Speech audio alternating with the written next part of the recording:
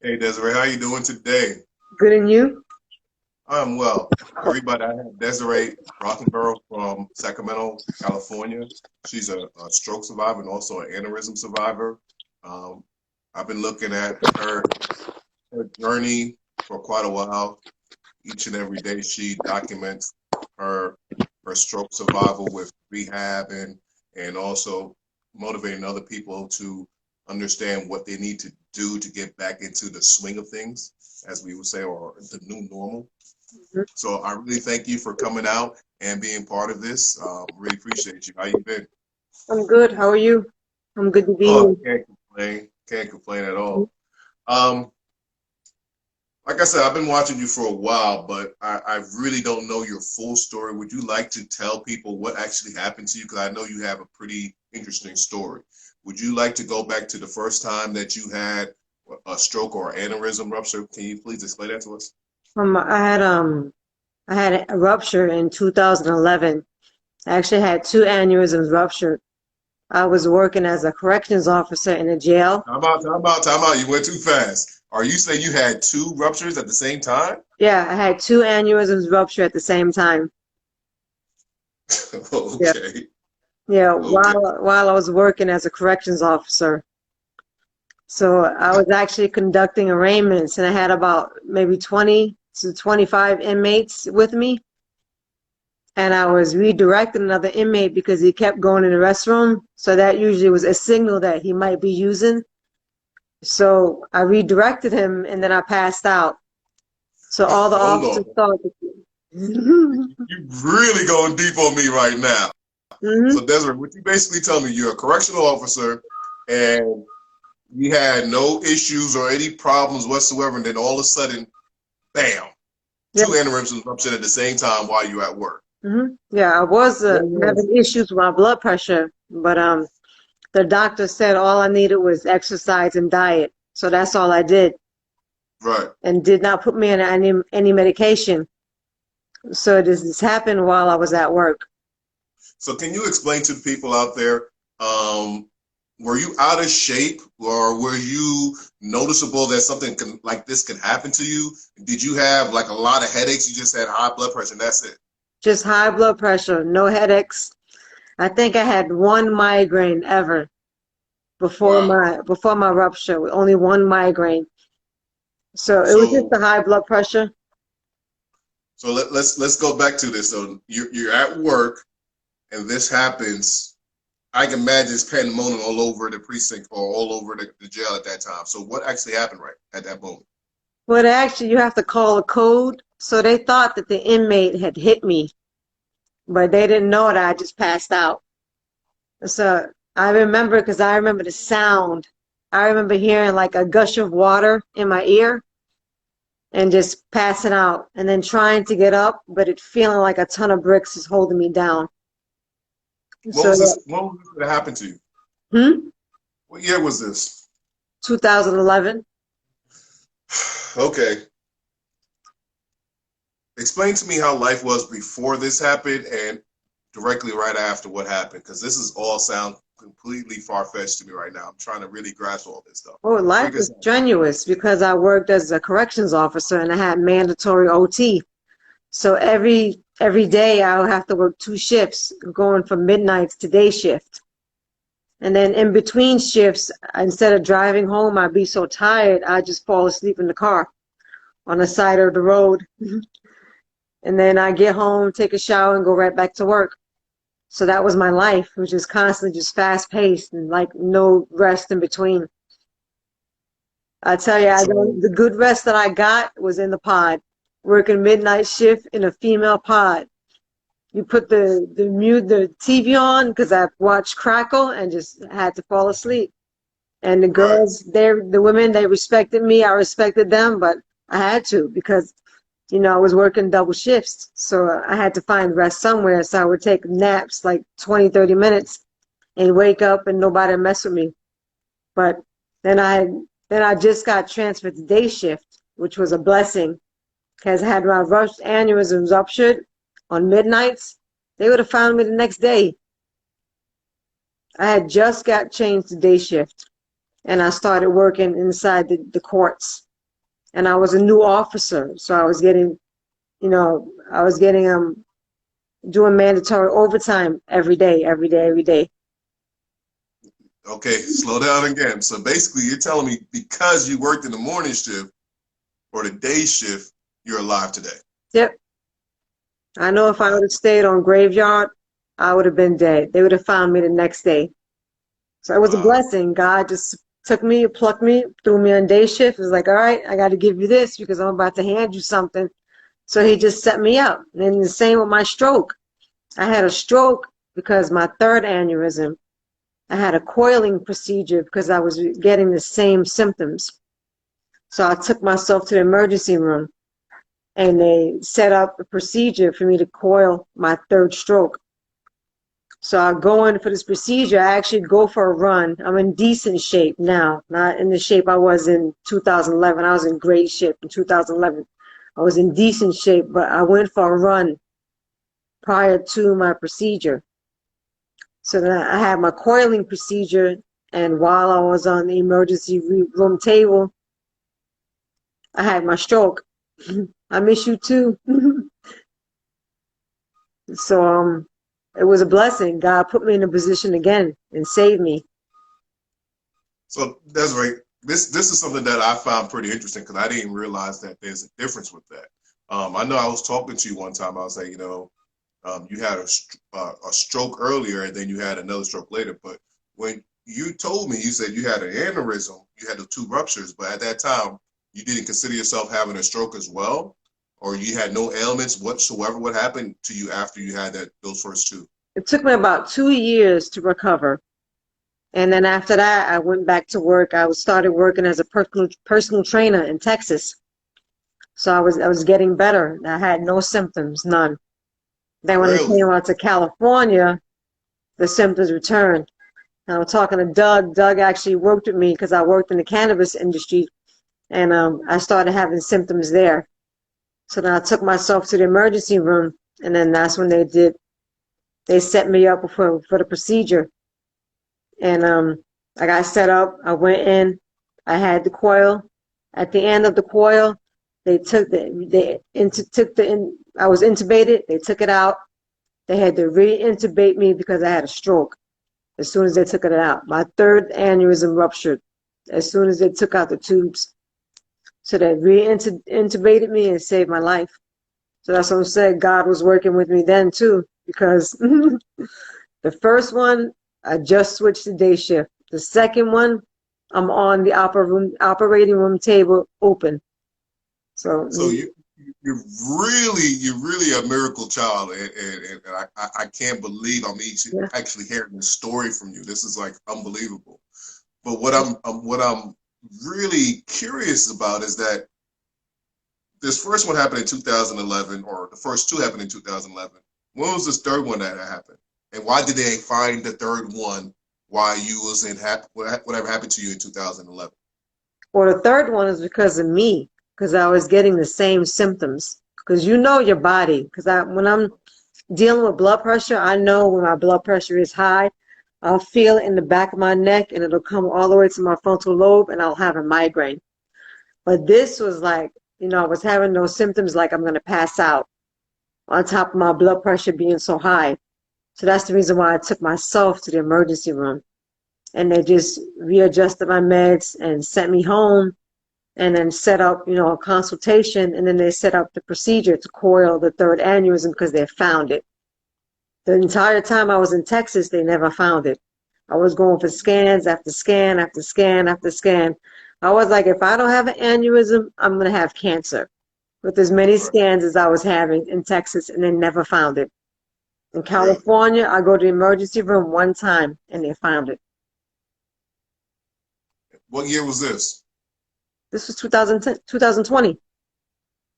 This So was in May. this last year you had your stroke.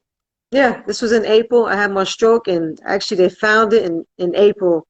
I had my procedure and my stroke on May 21st of 2020. So 9 years before that, you had an aneurysm, so you were pretty much an expert what aneurysm ruptures feel like. Mm-hmm. So you having this problem all over again.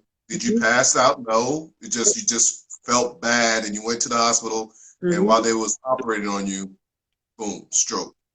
Yeah. So you woke back up and you had the symptoms of a stroke. What happened to your body after that stroke happened to you? Well, let me just back you up because they sent me home and I had to decide whether or not I was going to have the surgery. So I was sent home and then I made a decision to have the surgery. So when I went back after my stroke, my entire left side, I couldn't move it. I couldn't move my hand. I couldn't move my leg. Could not move it at all. So they took me into, they actually had me start rehabbing like immediately after my stroke. And then when And I this is did, during COVID. hmm And this is during COVID. all during COVID. Yep. Wow. So I actually took me 3 weeks to recover in ICU. And then after 3 weeks, I had to start rehabbing in ICU. And then as soon as the bed got ready in Vallejo, they shipped me to Vallejo. And that's when I started rehabbing. That's when it became really intense. If you're going to rehab anywhere in California, let it be Vallejo because they are amazing. They saved me. Where they're located? Vallejo, California. Is If that the you're name of a town? name of it is Kaiser Gotcha. Permanente in Vallejo. So if you have Kaiser and you go to rehab, go to Vallejo because it was excellent, excellent. Okay. But Yeah, I'm from the East Coast, so everything from California for me is LA, Sacramento, Oakland, mm-hmm. and San Yep, Diego. That's it. yep, just the Everything bigger else I cities. don't know. Yeah. But I'm glad you're saying all this and you're informing us on this. And I have a question for you. Like a lot of times people come up to me and say, Greg, I have these headaches. Greg, I have high blood pressure. Greg, I have this problem, so and so on. Can you explain to me what actually happens when you have a aneurysm rupture? And I'm like, I really don't know what actually happens or what causes it. But it seems like you have a better feel for it since I guess you're a 3-time vet. What can you tell people about, your lifestyle and how they should prevent these type of things in their lifestyle? You got I was eating everything with high cholesterol. With the high cholesterol, it weakens your arteries. So it's like you have a tire and you have like the really thin part of a tire, and the more air you put into it, the more it expands until it finally bursts. And that's what happened with the aneurysm. It ruptured, 2 of them. They ruptured at the same time because of my blood flow, because my blood pressure was so high that it just kept pumping blood and it just finally ruptured. So I would say to watch what you eat because a lot of this processed foods is really no good for you. A lot of Not at food all. that has a lot of sugar, a lot of wheat is no good for you. If you can cut that out of your diet, definitely what I eat was killing me. I'm not like I'm not a big soda drinker, but I was drinking alcohol. If you can get away from alcohol, please do. Because that actually was another thing that I did after my rehab. I just stopped drinking completely. So I'm drinking actually, I think drinking lowers your blood pressure, but for me, drinking is just not healthy. I just So, feel all the sugar and alcohol is not good for you. so let me ask you something. After the first two happened in 2011, um, you had that situation. So did you believe that you was completely in the clear, that you went back to those processed foods, went back to liquor and all that stuff? hmm You know, what was your mindset back then? How's it different now? I was healed. I was fine. I was good. I just was living life. I even see like the poster pop up in Facebook in the memory saying, I made the announcement that I have no aneurysms. And then I was like, oops. Well, I still had one. So I was So just you thought living life. I was fearless. I was happy. you was undefeated. I was done. Yeah. God saved you, hmm and it's not going to happen to you again. Now, walk me through this. When this happened to you again, did this change your faith? Did you come stronger in your faith? What was your mindset? What Definitely. happened to you the third time? Because he sent me a message because I worked in the cannabis industry and I just told my supervisor and I went to my car I actually went to a doctor's appointment and I said, if my blood pressure is high, actually, no, I wasn't at a doctor's appointment. I went to my car. I was like, if my blood pressure is high, I'm going to the doctor. And so he sent me a message. God sent me a message. He's like, yep, your blood pressure is high. Go to the emergency room. And that's exactly what I did. So you have to listen to God.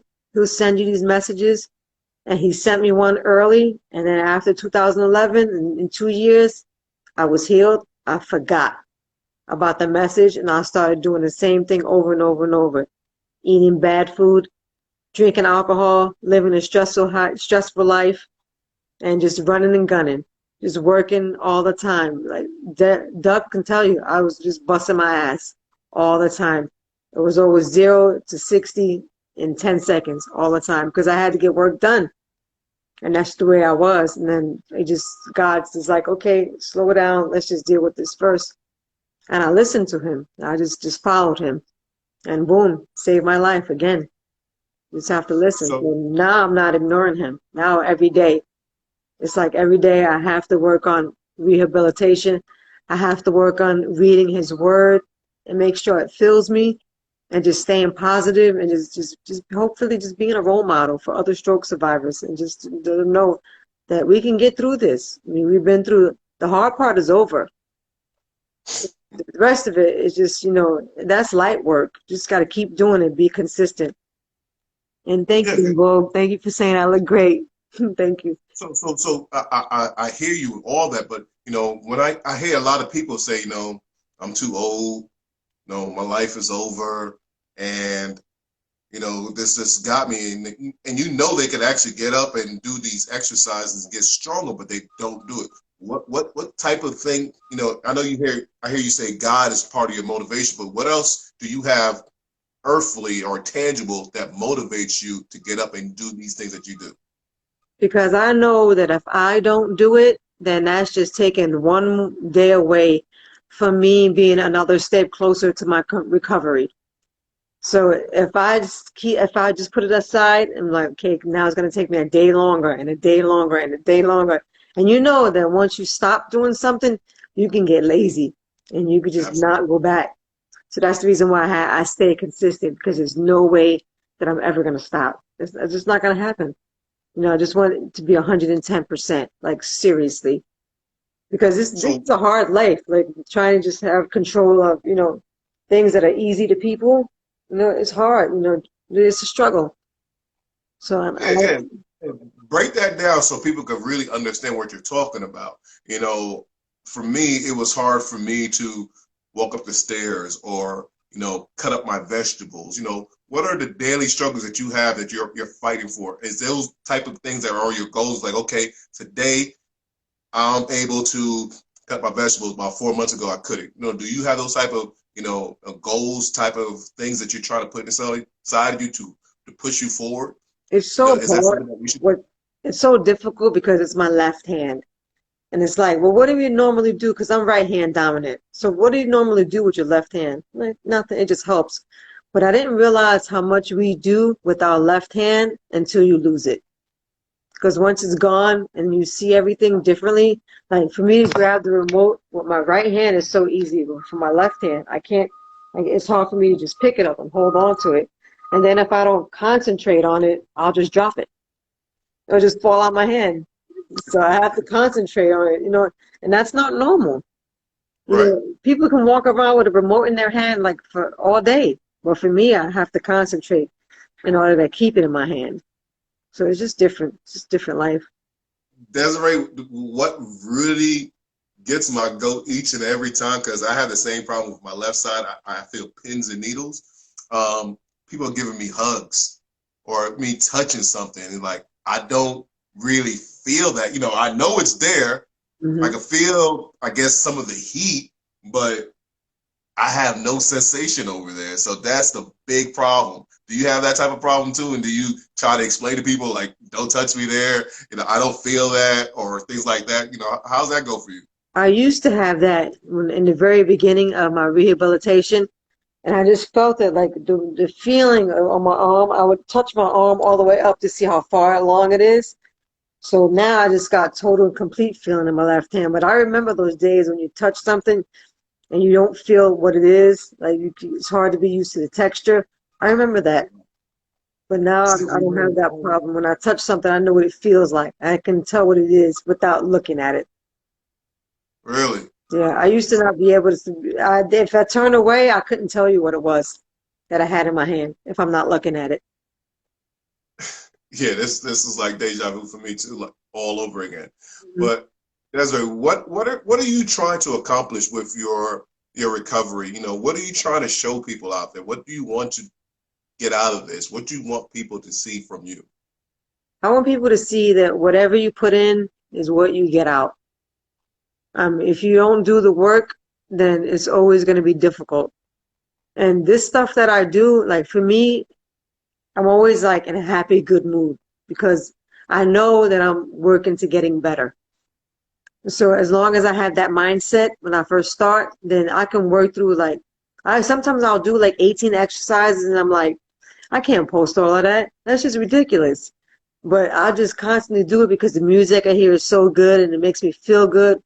I don't know about you, but exercises make me feel good. I could be in any kind of position, like, and I could be sad or whatever. When I start exercising, automatically my mood changes. So that's the reason why I Well, love doing it. I'm gonna tell you what you do for me. Like I see you exercising. I really don't care about it. I love your music because you bring me back to New York, back into the '90s. I love the music that you be playing. I'm like, what Desiree gonna bring out today? I just be sitting there rocking out with you. I love it. I absolutely love it. That's That definitely the motivates. influence. Brooklyn all day. Absolutely, absolutely. Yep. I love it so much. You know, things like that. And you know, I don't know if this happened to you or not, but for me, when this happened to me, I became more, I guess, dealing with energy and feeling people's energy. When I see you working out, I see the determination in your face. I see the determination in your body, and that energy provides a lot for me to get up in the morning to start exercise. Because each and every day, I don't care. I could just look at my phone and go to Instagram, and I can guarantee that you're going to be exercising and telling me to get up and this is what you can do. I love it. So that's what it really does for me. The music, and also when you get up there and show that we can do this and show all the things that you actually use. I'm very proud of you, sister. I really Thank appreciate you you. so Thank you. I much. appreciate that. No doubt, no doubt. I'm glad that we as a society is really taking heed to each other and building around each other. And I haven't really found that in any other community before. Like it doesn't make a difference if you're a woman, if you're gay, if you're white, if you're black. Everybody comes together and build each other up, and I love it so much. That's why I could speak to anybody all across around the world, and I never was able to do that before. And I really appreciate you doing this stuff for us. Oh, definitely. That's awesome. This question right here. What did you take for granted before? And if you could go back, if you had a time machine and tell yourself, hey, don't do that because this is going to do this. Also, think about other people that's watching this. What did you take for granted before that you want to tell them so they won't take for granted for today? Well, just just time for yourself. I've always given up my time towards an employer or to a friend or to a family. Just figure out how to take time for yourself and just slow your life down. Because just you constantly going and going and going like a hamster in a hamster wheel, the only thing damage is doing is to you. So just slow down. Be okay with telling people no. Be okay with letting people know that you're not always at their disposal. Just make time for yourself and what makes you happy. Because that's the reason why so many strokes that are happening is because we're constantly trying to get ahead of the game by just constantly, working, working, working, moving, moving, moving. Just take some time to enjoy yourself, whoever you're with. You're definitely just yourself. Don't even worry about anybody else. Just take care of you because you don't have to be worried about anybody else's mindset. Just worry about your own and take care of you. So I think I took for granted the fact that I should have took more time out for me. I just Yeah, did it. people don't understand that concept at all. They try to to heal people or they worry about what other people think. You can't control that. That's their business. It's none of your business. Yeah. I really appreciate you saying that. So we're towards the end, and I want to close out, but I will allow you to actually give us a closing statement. I want you to, basically tell us how we could find you on Instagram or any other media that you have, and also what inspirational words that you have for people. Floor is yours. Well, you're gonna find me on Instagram on Desiree Celeste the Miracle Child, or on Facebook is Desiree_69 or Desiree B_69. What inspirational comment do I have? It's just so difficult. Whatever trials or tribulations you're going through, just know that you're not going through it alone. Regardless if you may seem like it's alone, but you're not, because there's always somebody out there that you can depend on and lean on. It can be something as simple as like my cat. Whenever I'm down, I lean on her and she's there for me. So, just even something that you think is like trivial and minuscule, try not to lean on, yourself. Try to lean on God, or try to lean on a family member, or just don't try to do all the work on your own. If you have someone that can help you out, take advantage. If you have someone who's offering you help, take advantage. You don't have to always be so proud. Yeah, we're stroke survivors, and sometimes we're not always strong. There are times when we need, some assistance. So don't be afraid to reach out to someone, and don't be afraid to be that person for someone. So, I mean, as long as we got each other's backs, like we'll get past strokes, we can get past, anything that we're going through with all this separation of people and, government, we can get past all that bullshit as long as we got each other. So just, have each other's back. Just be kind. So just, be kind to each other. And I don't want to say to be one another because of Ellen bullshit, but whatever. Just be nice to each other. Just, be nice, and take care of one another, because ain't nobody got our backs out there. Just as you as a brother, if you ever need me, I'm here for you.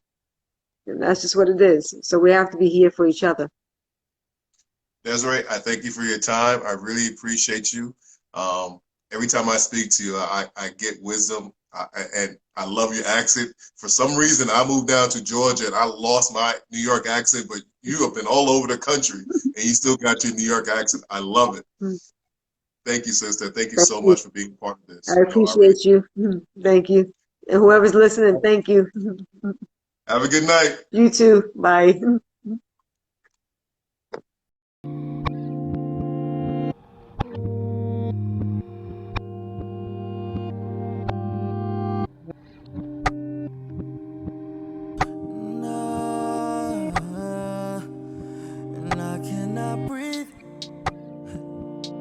Drive through the loop, but it does.